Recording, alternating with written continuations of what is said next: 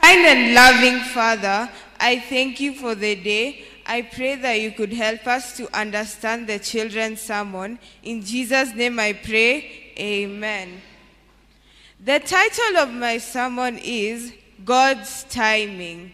And my sermon comes from the book of John chapter 11, verse 1 to 44.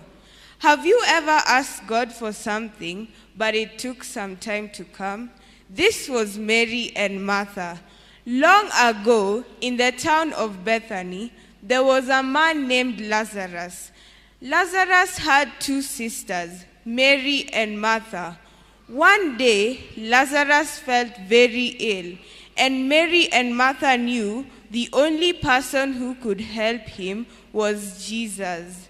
So they sent a messenger to Jesus, and Jesus said, "This sickness is not unto death, but for the glory of God." On the second day, Jesus said, "Lazarus will rest, but I will wake him up." When he got to Bethany, Martha knelt onto Jesus' feet and said, "Lord, if you had been here, my brother would not have died." And Jesus said, "Your brother will rise again. I am the resurrection and life, and whoever believes in me, though they have died, shall live." So Jesus said, "Take me to the tomb." And when they got there, Jesus wept. The people around him were doubting him, saying, "Is this the man who really healed a blind man?" And Jesus said, "Roll the stone away." And Martha said, "No, there will be a very bad stench coming from the tomb, for he had been there for 4 days." But Jesus said, "Do you believe in the resurrection?" And Martha said, "Yes, I believe."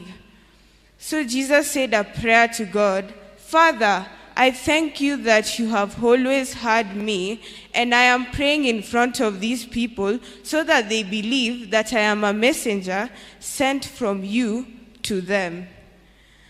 And Jesus said, "Lazarus, come forth." And Lazarus stood and started walking like he'd been alive. The moral of the lesson today is God's timing is always perfect.